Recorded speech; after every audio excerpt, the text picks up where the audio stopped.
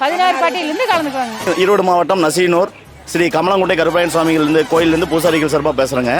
இப்போ நம்ம கோயில் பார்த்தீங்கன்னா பழங்காலத்துலேருந்து கிட்டத்தட்ட ராஜராஜ சோழன் மும்மூர்த்திகள் ஆண்ட கோயிலேருந்து வாழையடி வாழையாக தொட்டு நாங்கள் பார்த்துட்டு இருக்கோங்க. அந்த கோயிலில் ஒரு தீர்த்தத்தில் வந்து இப்போ வந்து கிட்டத்தட்ட ஒரு 7000 பேர் வரைக்கும் கலந்துட்டு இருப்பாங்க.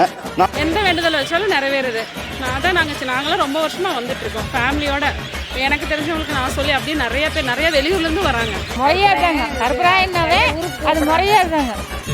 நாங்கள் வந்து நாராயணவலசு, ஈரோடு நாராயணவலசு நசீனூர் ரோடு தான். நாங்களாம் ரொம்ப வருஷமாக வர கிட்டத்தட்ட 30 வருஷமாக வந்துட்டே தான் இருக்கோம். பழமையான கோயிலுங்கனால நாங்கள் 2 வருஷத்துக்கு ஒரு முறை திருவிழா கொண்டாடுவோம். திருவிழா கொண்டாடிட்டு வருஷத்தில் இங்கே செவ்வாய்க்கிழமை தீர்த்தத்துக்கு வருவோம். நாளைக்கு புதன்கிழமை பொங்கல் வந்து ஒரு 4 மணி 3 மணிலேருந்து ஆரம்பிச்சிருவோம். 3 மணி. இந்த கோயில் வந்துங்க முதல்லலாம் ஆதி காலத்தில் வந்துங்க எங்கள் மாமா கூட இவங்கெல்லாம் தான் பூசை பண்ணிட்டு இருந்தாங்க. இப்போ வந்துங்க அந்த கருப்பராயன் வந்துங்க வர்றவங்களுக்கு வேண்டிய அனைத்தும் நிறைவேற்றி கொடுக்குதுங்க. அதனால் வந்து இப்போ இன்னைக்கு சூழ்நிலை கூட்டம் வந்து ரொம்ப அதிகமாக வர்றாங்க.